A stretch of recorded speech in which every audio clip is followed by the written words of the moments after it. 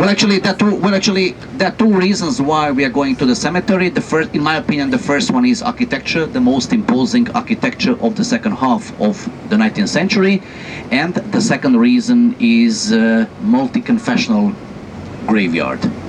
And this is probably an explanation why we have so many parks. I've told you at the beginning of our tour, if you do remember, that we have lots of parks. We have more than 30 parks in our town. Ever since the Middle Ages in Europe, people were buried around the churches. So every single church has had its own graveyard. So people were buried around the churches. So we had a separate graveyard for poor people, separate graveyard for Orthodox, separate graveyard for the Jews, for Roman Catholic, for Protestant. In the middle of the 19th century, all those old graveyards were closed and turned into the parks. That's an explanation of why we have so many parks. If you ask me what's the main feature of the city of Zagreb, I can tell you immediately: the city of parks, squares, the city of greenery.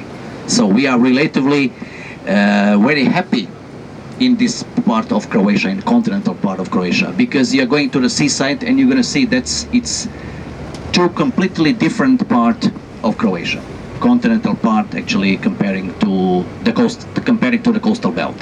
Now you can feel actually that the last slopes of the mountain practically stretch to the very center of the city.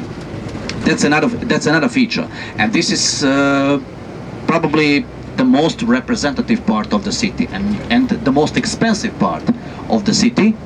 What does it mean, the most expensive? For example, if you want to buy a house here, so this is the most expensive part. For example, of course it's up to the size, but let's say 100 square meters, which is I think a normal flat, a normal apartment with a kitchen, with a restroom, with the 3 rooms.